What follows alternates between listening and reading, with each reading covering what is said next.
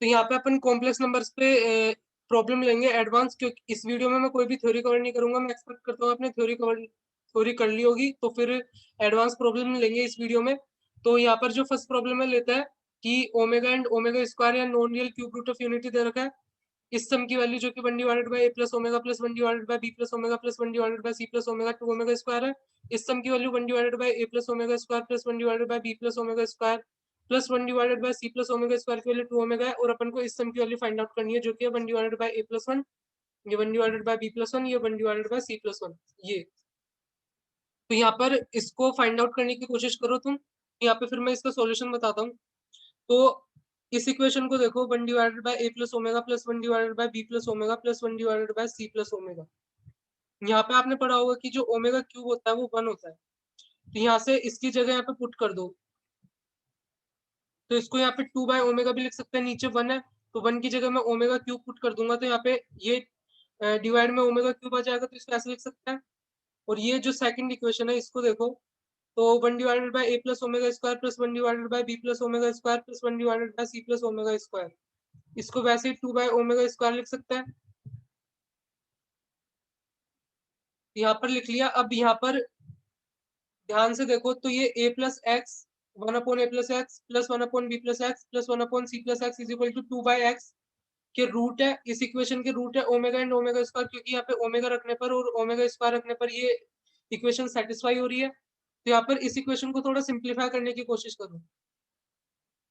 तो यहाँ पर इसको सिंप्लीफाई करोगे तो यहाँ पे एलसीएम लो, a plus x B plus x C plus x, और यहाँ पर तुम इसको सिंप्लीफाई करोगे तो ऊपर तुम्हारे पास ये आएगा 3x square plus 2 times of a plus b plus c times x plus a b plus b c plus c a. ये आएगा तुम्हारे पास 2 बाय एक्स के बराबर। सिंप्लीफाई हो गया। अगर तुम इसको थोड़ा सिंप्लीफाई करोगे तो फिर यहाँ पर आगे देखते इसमें क्या करना है। अगर तुम इसको थोड़ा और सिंप्लीफाई करो, मतलब इधर क्रॉस मल्टीप्लाई करके जो टर्म कैंसिल हो रही है उनको कैंसिल करो और सिंपल फॉर्म में लाओ, तो लास्ट में ये जो इक्वेशन आएगी वो इस फॉर्म में आएगी। तो तुम इसको सिंप्लीफाई करना और चेक करना ये इक्वेशन आ रही है नहीं आ रही तुम्हारे। तो लास्ट में तुम सिंप्लीफाई करोगे तो तुम्हारे पास ये इक्वेशन आएगी। तो यहाँ पर अपन देखते हैं जो एक्स स्क्वायर का जो कोफिशिएंट है वो 0 है। उसका क्या मतलब है कि जो सम ऑफ रूट हो गए इस इक्वेशन, आपने थ्योरिफिकेशन में पढ़ा होगा, जो सम ऑफ रूट होगा इसका वो यहाँ पे मैक्सिमम डिग्री 3 है, तो सम ऑफ जो रूट है वो एक्स स्क्वायर के कोफिशिएंट पे डिपेंड करेगा। अब एक्स स्क्वायर का कोफिशिएंट 0 है तो जो सम ऑफ रूट है वो 0 है। अपन ने दो रूट पता कर लिए, omega plus omega square, omega and omega square, और अपन को पता है ये क्या है, क्यूबिक इक्वेशन है। और क्यूबिक इक्वेशन की क्या होता है, 3 रूट होता है तो अपन थर्ड रूट अल्फा मान लेता है।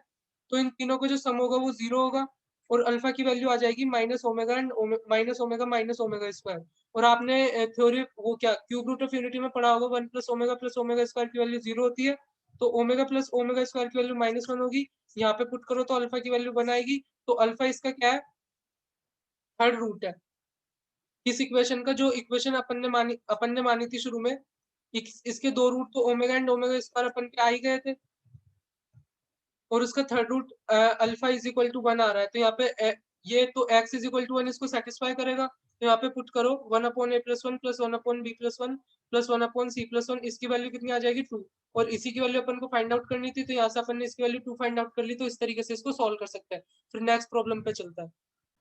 तो यहाँ पे अपन को सेकंड प्रॉब्लम दे रखी है, अपन को दे रखा है z1 एंड z2 यहाँ पे कॉम्प्लेक्स नंबर है और u की value under root of z1 z2 है। आपको दे रखा है modulus of z1 plus modulus of z2 is equal to modulus of z1 plus z2 by 2 plus u and plus modulus of z1 plus z2 by 2 minus u। तो ये आपको proof करना है इस चीज को। तो इसको कैसे प्रूफ करेंगे, तो इसको सोल्व करने का ट्राई करो, फिर इसका सॉल्यूशन देखते हैं। तो यहाँ पे देखते हैं तो इस चीज को कैसे लिख सकते हैं, z1 plus z2 by 2 plus under root of z1 z2, plus इस चीज को कैसे लिख सकते हैं, z1 plus z2 by 2 minus of under root of z1 z2, यहाँ पर ऐसे लिख सकते हैं।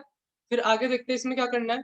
तो आगे क्या करेंगे अपन, तो यहाँ पे अपन इसको ऐसे लिख सकते हैं, root of z1 plus root of z2 का होल स्क्वायर डिवाइडेड बाय 2, और यहाँ पर इसको ऐसे लिख सकते हैं, root of z1 minus root of z2 का होल स्क्वायर डिवाइडेड बाय 2। अब यहाँ पे क्या कर रहा है, अपन p is equal to root of z1 मान रहे हैं and q is equal to root of z2 मान लेते हैं। तो यहाँ पर ऊपर रख देंगे तो यहाँ पे आएगा p प्लस क्यू का होल स्क्वायर, यहाँ पे डिवाइड में अपने 2 आ जाएगा, और यहाँ पे आ जाएगा ये p माइनस क्यू का होल स्क्वायर डिवाइड में 2, ये बाहर मॉड्यूलस लगा हुआ है। फिर आगे देखता है, आगे क्या करना है इसमें।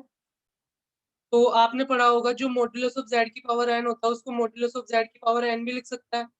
या आपने पढ़ा होगा कॉम्प्लेक्स नंबर में हाफ को तो बाहर ले लेंगे और इस चीज को अपन ऐसे लिख सकते हैं p प्लस क्यू का मॉड्यूलस का whole square plus p minus Q के मॉड्यूलस का होल स्क्वायर। फिर आगे देखते हैं इसमें क्या करना है। अब आपको पता होगा जो इस क्वांटिटी की वैल्यू है वो क्या होती है। इस क्वांटिटी की वैल्यू होती है 2 टाइम्स मॉड्यूलस ऑफ p का square plus 2 times modulus of q का स्क्वायर।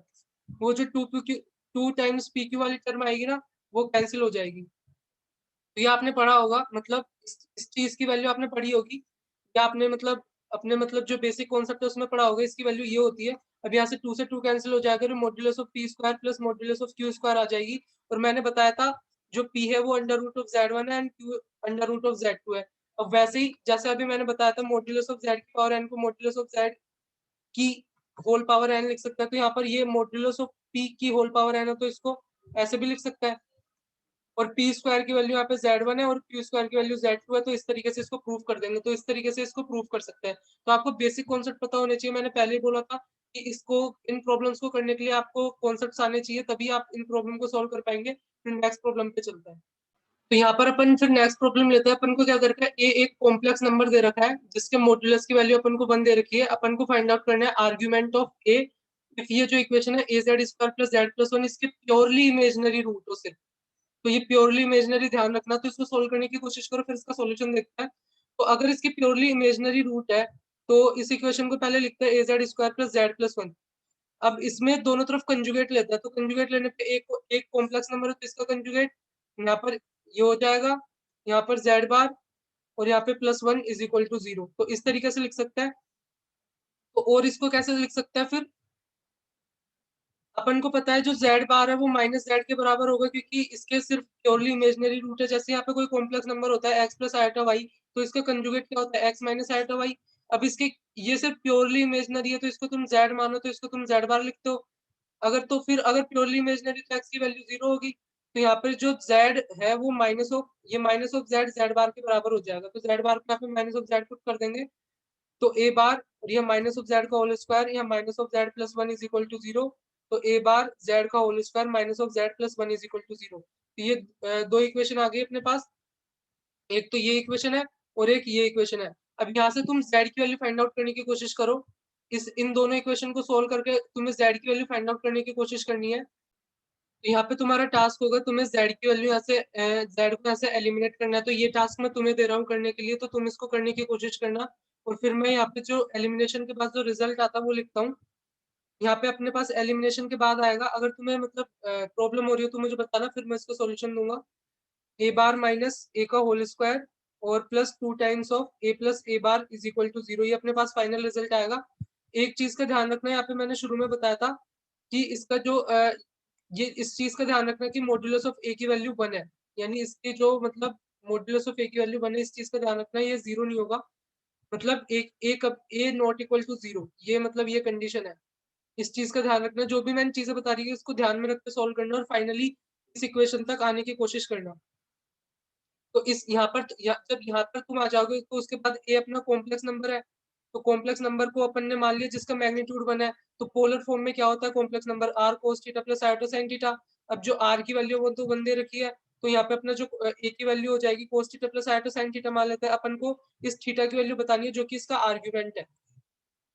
तो यहाँ पर जैसे ए बार की वैल्यू क्या हो जाएगी cos theta minus iota sine theta हो जाएगी ए बार की वैल्यू। अब यहाँ पे ए बार माइनस ए की वैल्यू निकालोगे तो minus of 2 iota sine theta आएगा। तो यहाँ पे पुट करो और ए प्लस ए बार की वैल्यू निकालोगे तो 2 टाइम्स ऑफ कोस थीटा आएगा। यहाँ पे स्क्वायर करो तो यहाँ पे 4 टाइम्स आयोटा स्क्वायर आएगा जो कि माइनस ऑफ 4 हो जाएगा। Minus of 4 sine square theta plus 2 cos theta is equal to zero. तो अब अपन को इस इक्वेशन को सोल्व करना है और अपन को पता है कि अपन साइन स्क्वायर थीटा को क्या लिख सकता है 1 माइनस कोस स्क्वायर थीटा लिख सकता है। तो यहाँ पे पुट करो 4 1 minus cos square theta plus 2 cos theta is equal to zero. तो यहाँ पे कितना हो जाएगा -4 plus 4 cos square theta plus 2 cos theta is equal to zero.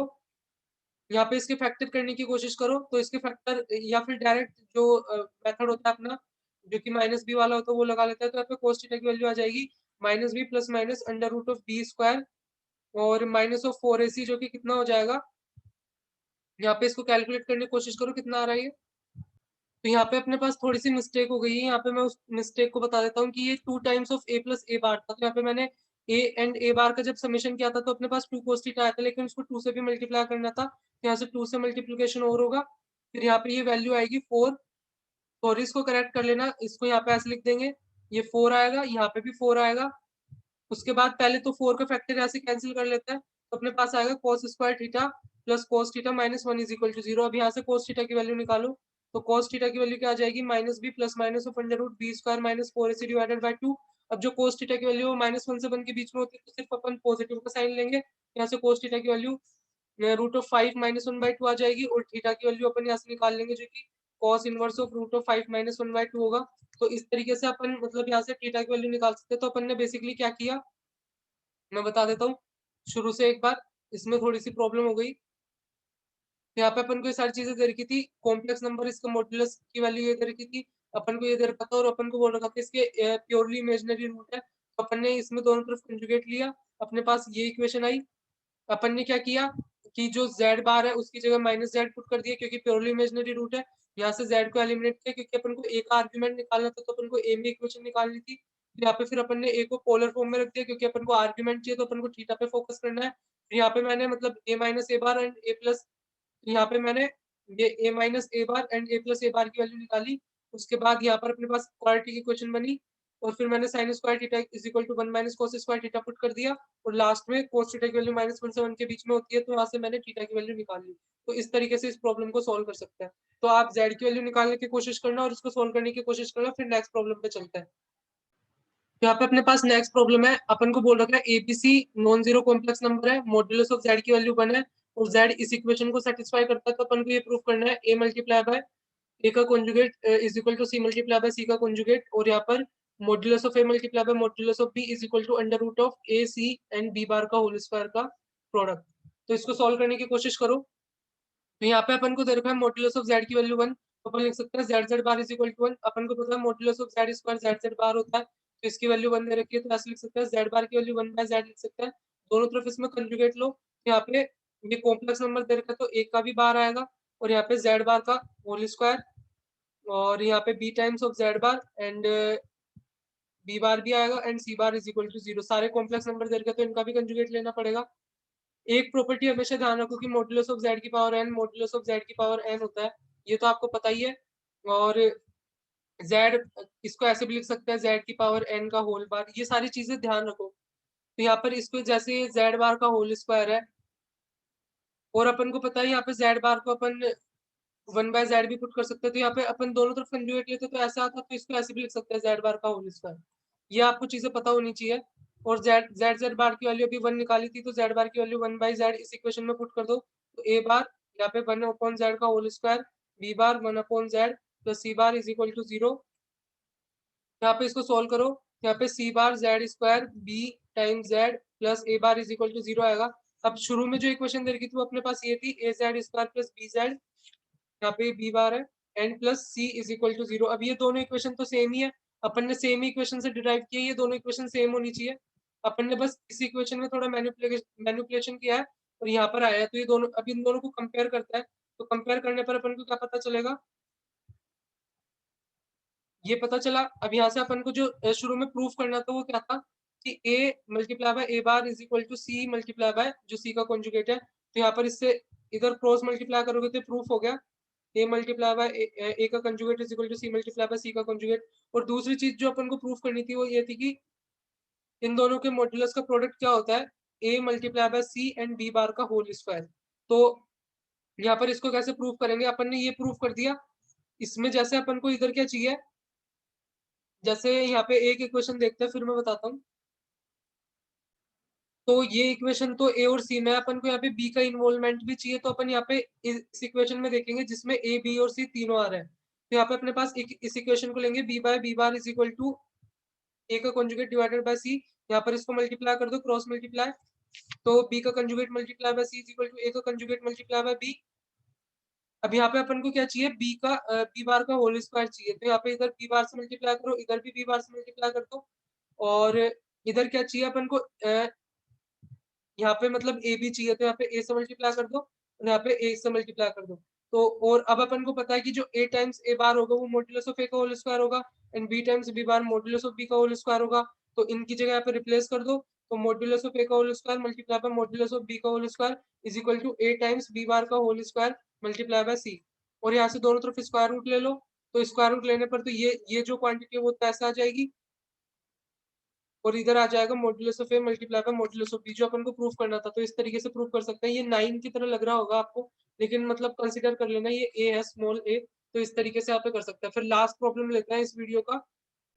तो यहाँ पर अपने पास लास्ट प्रॉब्लम है, अपन को दे रखा है z and z naught two complex number दे रखे हैं, मॉड्यूलस ऑफ z की वैल्यू 1 दे रखी है और ये अपने पास ये कॉम्प्लेक्स नंबर है z naught z multiply by z naught का conjugate and 1 and 0।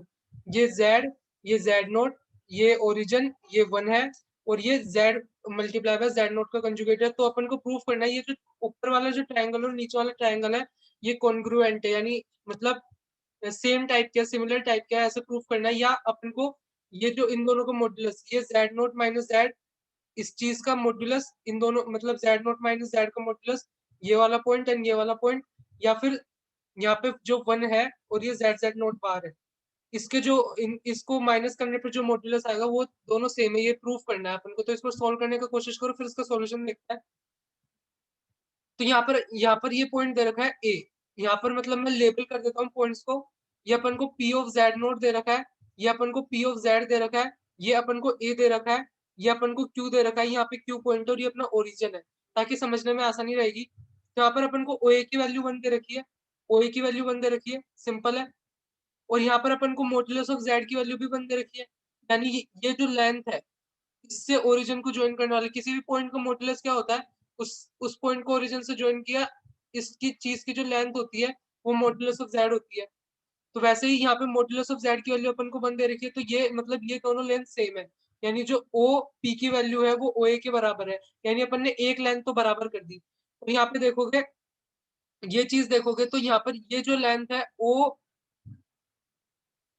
P of Z naught, इसको ऐसे लिख लेते हैं, इसकी लेंथ क्या हो जाएगी modulus of Z note, simply ये तो मॉड्यूलस ऑफ जेड नोट है और इसकी जो लेंथ होगी वो क्या होगी modulus of Z naught bar. अब इसको ऐसे लिख सकते हैं modulus of z and modulus of Z naught bar. अपन को पता है मॉड्यूलस ऑफ जेड की वैल्यू तो 1 है, ये भी modulus of Z naught bar के इक्वल रह गया और अपन को पता है मॉड्यूलस ऑफ जेड नोट और modulus of Z naught bar same ही होता है, तो मतलब ये दोनों चीज भी सेम ही है। तो अपन ने ये भी प्रूफ कर दिया कि ये लेंथ है जो इस लेंथ के बराबर है। अब अपन को मतलब सिमिलर प्रूफ करने के लिए क्या करना पड़ेगा, या तो ये दोनों लेंथ बराबर हो, ये जो मैं बना रहा हूँ, या फिर ये जो ये एंगल है उसको अभी अपन सेम प्रूफ कर दे, तो मतलब अपन ट्रायंगल की सिमिलरिटीज के जो रूल्स होते हैं उसके हिसाब से अपन इसको प्रूफ कर देंगे सिमिलर है। तो उसके लिए क्या करना पड़ेगा, मैं नेक्स्ट पेज पे चलता हूँ, यहाँ पे नेक्स्ट पेज ले लेता है। तो अपन मैं फिर वो डायग्राम वापस बना देता हूँ। ये अपना जेड नोट पॉइंट जेड था, ये अपना पॉइंट था यहाँ पे कौन सा था जेड नोट, ये लाइन ज्वाइन करनी थी, यहाँ पे 1 था, यहाँ पर था अपना जेड नोट बार, ये अपन ने ये लेंथ इसके इक्वल, ये लेंथ इसके इक्वल प्रूफ कर दी थी और यहाँ पे ओरिजिन था और अपन ये एंगल देख रहे थे। अपन को मॉडुलस ऑफ जेड की वैल्यू 1 दे रखी थी, ये चीज ध्यान में रखनी है। और ये एंगल, ये दोनों एंगल है, तो मतलब इसका जो आर्ग्यूमेंट होगा इस पॉइंट का वो क्या होगा आर्ग्यूमेंट ऑफ जेड नॉट, इस पॉइंट का आर्गुमेंट क्या होगा आर्गुमेंट ऑफ जेड। तो जो इन दोनों का इसका आर्गुमेंट ये, इसका आर्गुमेंट ये, इन दोनों का जो डिफरेंस है वो ये एंगल आएगा, जो कि argument of Z naught minus argument of z होगा, जो जिसको कि अपन argument of Z naught divided by z लिख सकते हैं। सही है। और फिर इस चीज का आर्गुमेंट तो लिख लिया, अब यहाँ से इसको भी देखते हैं। तो अपन को पता है कि इसका आर्गुमेंट क्या होगा argument of Z naught bar, और इसका आर्गुमेंट तो 0 है, तो इन दोनों के बीच का आर्गुमेंट मतलब जो डिफरेंस होगा वो क्या होगा आर्ग्यूमेंट ऑफ दिस। फिर आगे देखते हैं,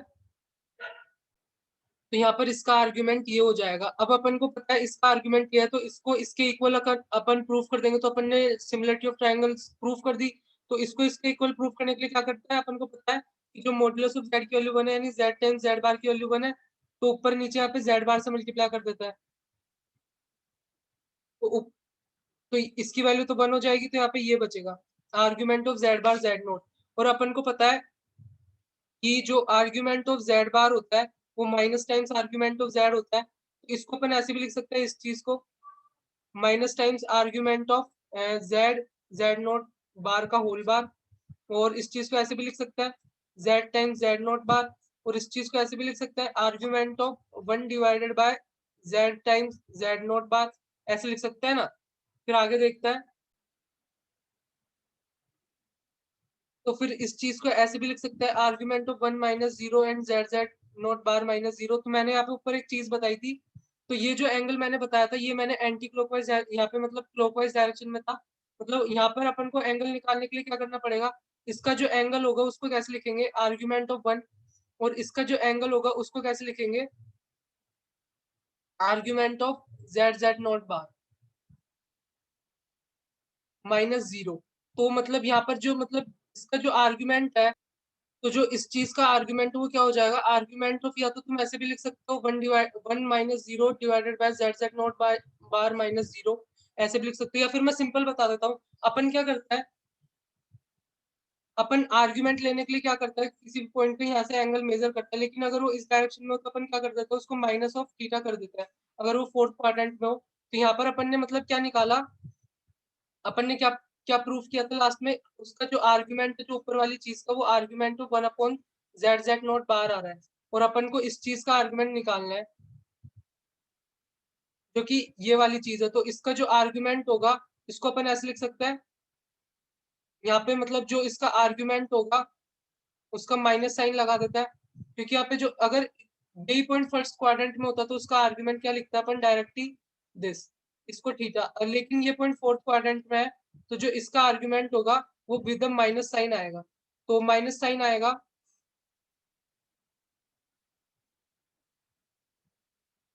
इसको फिर 1 अपॉन दिस, मतलब कहने का क्या मतलब है तुम यहाँ पे थोड़ा सा देख लेना, मैंने यहाँ पे मतलब एक साथ सबको मिक्स कर दिया।